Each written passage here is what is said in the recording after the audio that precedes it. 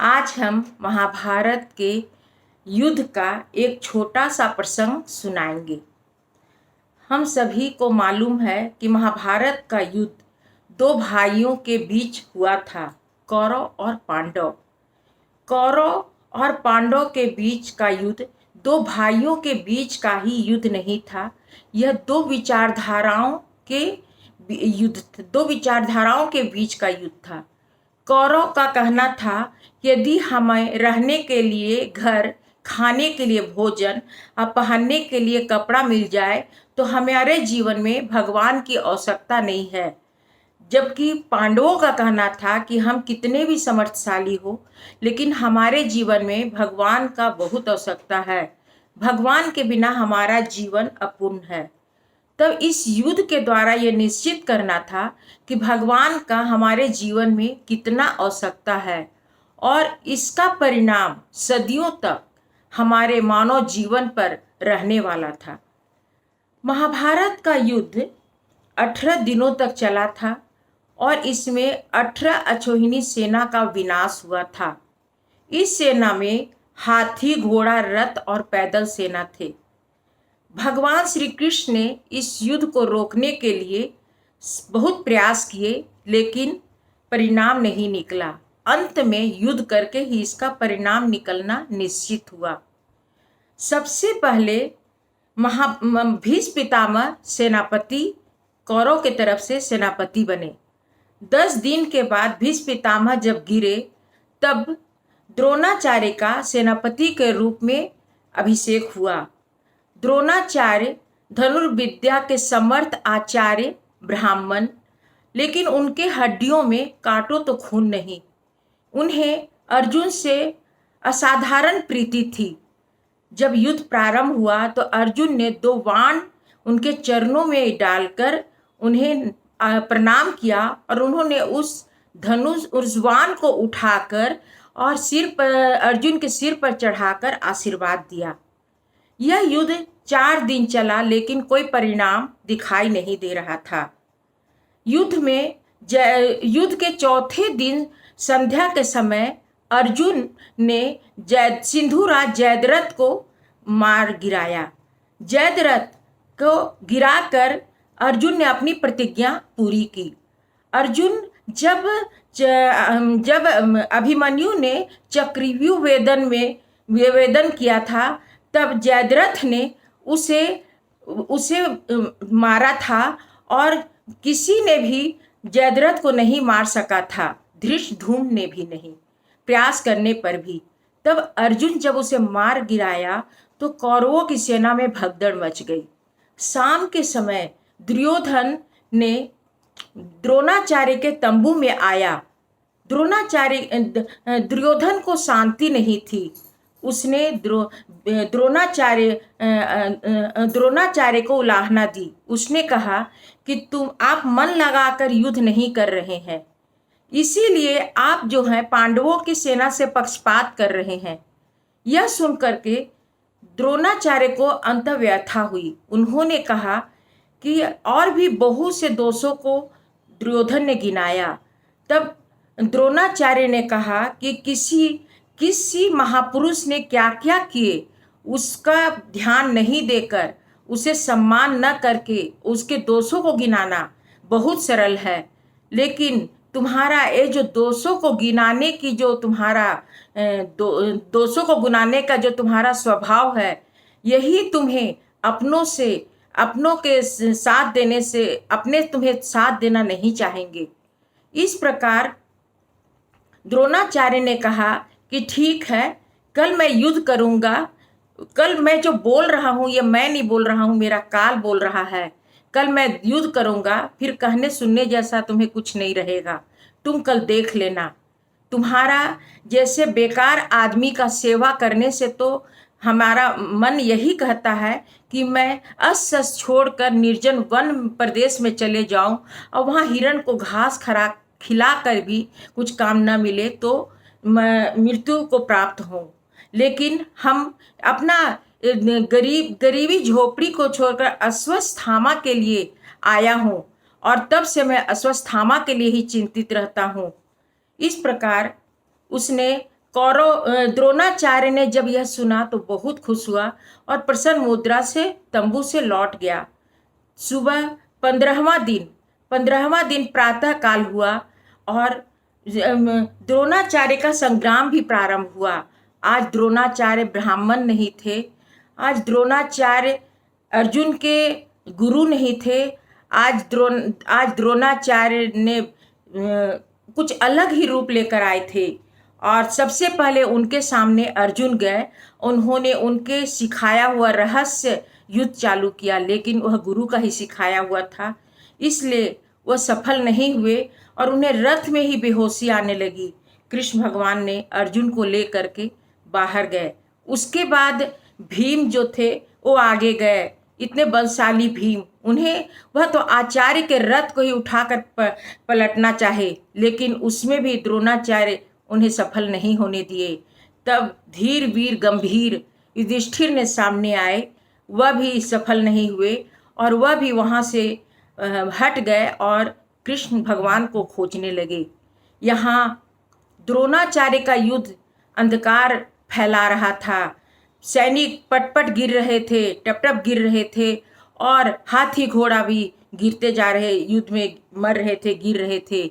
ऐसा लग रहा था कि आज संध्या समय तक निश्चित हो जाएगा कि युद्ध में क्या होना है।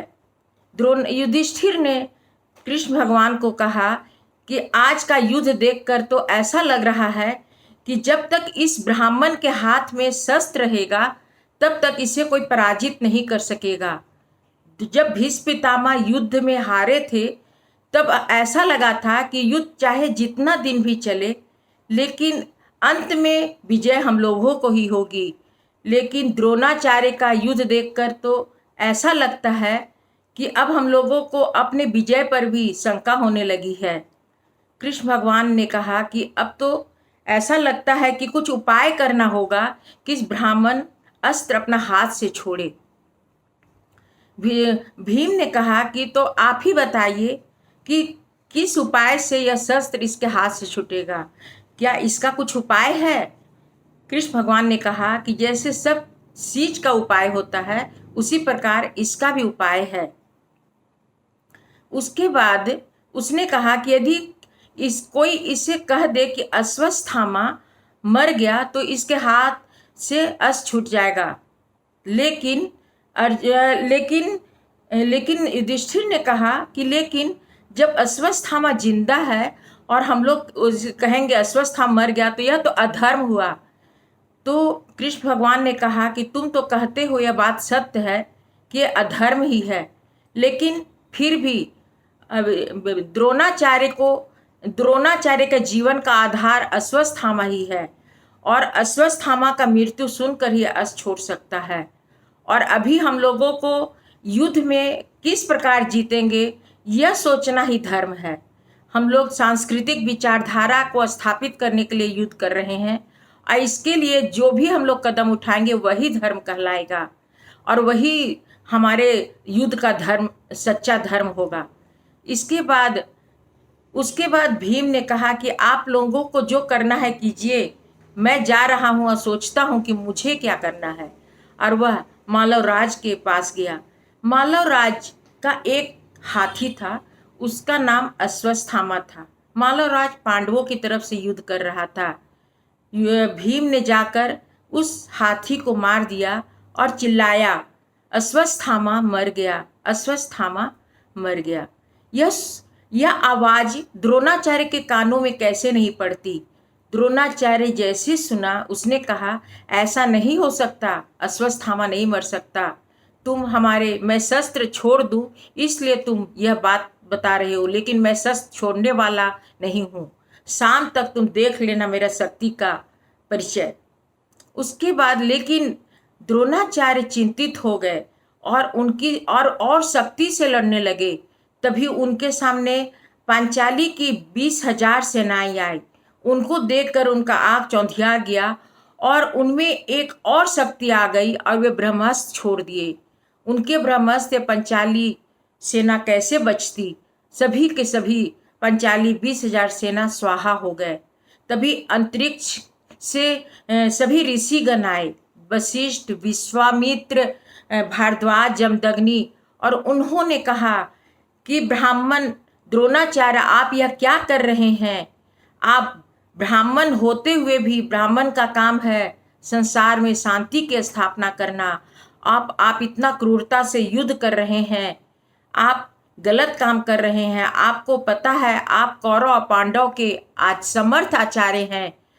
आपको पांचाली सेना, जिसको ब्रह्मास्त्र के बारे में पता ही नहीं है, उस पर ब्रह्मास्त्र चलाना, यह युद्ध का नियम को भंग करना है, या आपको इसका प्रायश्चित करना होगा। आप जब यह सुने तो उन्होंने अपने रंगे खून से रंगे हुए हाथों से उन लोगों को नमस्कार किया और अपने अंदर की शांति को भी अनुभूति ली। उसके बाद ऋषिगण सभी लुप्त हो गए, चले गए। उसके बाद वह सोचने लगे कि हमने जो किया वास्तव में हमने गलती किया। तभी हमें विश्वामित्र, वशिष्ठ जैसे ऋषिगण भी बोले कि हमें इसके लिए प्रायश्चित करना होगा। फिर वह विचार करने लगे कि मैं जो युद्ध कर रहा हूँ, यह युद्ध मैं क्यों कर रहा हूँ? जब अश्वत्थामा मर गया है तो मेरा जीने का कोई आधार ही नहीं रहा, तो युद्ध क्या करना? लेकिन उसे लगा कि लेकिन अश्वत्थामा कैसे मर गया? भीम झूठ बोला होगा, लेकिन भीम झूठ क्यों बोलेगा? हो सकता है युद्ध का माहौल हो, अश्वत्थामा मर गया हो। फिर भी भीम के कहने पर विश्वास नहीं करना चाहिए, और उन्होंने सोचा कि युधिष्ठिर से पूछना चाहिए। युधिष्ठिर हमेशा सत्य बोलते हैं और वे झूठ नहीं बोलेंगे। यह तो हस्तिनापुर की राज्य का बात है, त्रिलोक का राज्य भी मिले तो वह झूठ नहीं बोलेंगे। और उसने अपने रथ को दोनों सेनाओं के बीच में खड़ा किया और बोला, ए प्रथापुत्र युधिष्ठिर, इधर आओ, मेरी बात का जवाब दो। युधिष्ठिर ने कहा, गुरुजी बताइए क्या बात है। उन्होंने कहा, क्या यह बात सच है जो भीम बोल रहा है, अश्वत्थामा मर गया? युधिष्ठिर ने मुड़ करके कृष्ण भगवान की तरफ देखे। कृष्ण भगवान भी अर्जुन के रथ लेकर बगल में आ गए थे। उन्होंने कहा, देखो युधिष्ठिर, अभी गुरु जी के बात का बिना हिचकिचाहट का तुम जवाब दो। तुमको यह सोच कर बताना है कि यह जो युद्ध हो रहा है, इसके लिए जो तुमने इतना सेना इकट्ठा की है, इतना इस युद्ध का उद्देश्य क्या है? इस युद्ध के लिए, इस युद्ध का परिणाम हम लोगों को क्या करना है? और यह सोचते हुए जवाब दो। तो युधिष्ठिर मन में सोचते हैं कि यदि मैं इस झूठ बोलता हूँ तो जब माता कुंती सुनेगी कि मैंने झूठ बोला तो उन्हें कितना दुख लगेगा। लेकिन यदि मैं सत्य कहता हूँ, अपने सत्यवादी होने का सिद्ध करना चाहता हूँ, तो कितने सैनिक का विनाश होगा। हमारे जो उद्देश्य के, हमारे जीवन का आधार है, मेरा जीवन का आधार ही खत्म हो जाएगा। तो कुछ तो कृष्ण भगवान बराबर ठीक कह रहे हैं, हमें कुछ विचार करना होगा। और उसने, द्रोणाचार्य ने कहा कि बताओ युधिष्ठिर, क्या सच में अश्वत्थामा मर गया? मैं कुछ भी बुरा सुनने के लिए तैयार हूँ, तुम बोलो। युधिष्ठिर लेकिन बोलने के लिए तैयार नहीं थे। उनका हाथ, चेहरा से पसीना निकल रहा था, हाथ कांप रहा था। अचानक उनके मुंह से निकला, अश्वत्थामा हत। इतना बोलते ही उन्हें लगा कि अतः मैं तो यह गलत बोल दिया, मैं तो झूठ बोल दिया। झूठ बोल करके विजय प्राप्त करना भी कोई सही नहीं है। तब उसने कहा कि मैं अपने बात को सच्चाई में बदल सकता हूँ, नरोवा कुंजरोवा, नरोवा कुंजरोवा। लेकिन मैं ऐसे नरोवा कुंजरोवा बोलूँ कि द्रोणाचार्य के कान में यह नहीं जाए, और मैं अपने मन को सांत्वना भी दे दूं कि मैंने झूठ नहीं बोला, इस प्रकार। लेकिन द्रोणाचार्य ने जैसे सुने अश्वत्थामा हता, बस उन्होंने अपना शस्त्र छोड़ दिया और द्रुपद पुत्र धृष्टद्युम्न उनके धड़ से सर अलग कर दिए। युधिष्ठिर, कहा जाता है कि पहले युधिष्ठिर का रथ 4 अंगुल जा ऊपर चलता था, लेकिन जैसे ही उन्होंने यह कहा, असत्य कहा, वैसे उनका रथ जमीन पर चलने लगा। लेकिन यह बात सत्य नहीं है। सत्य बात यह है कि युधिष्ठिर ने झूठ बोला ही नहीं। कृष्ण के कहने पर उन्होंने अश्वत्थामा हता बोला, लेकिन उन्होंने अपने बात में सच्चाई करने के लिए, अपने मन को सांत्वना देने के लिए उन्होंने नरो वा कुंजरो वा, नरो वा कुंजरो वा बोला, अपने बात को सत्य करने का कोशिश की। इसलिए उनके रथ जमीन के बराबर में चलने लगी। यदि आपको यह कहानी अच्छी लगी हो तो आप लाइक और सब्सक्राइब अवश्य कीजिए, ताकि आगे भी आपको ऐसी अच्छी कहानियाँ सुनने को मिलती रहे।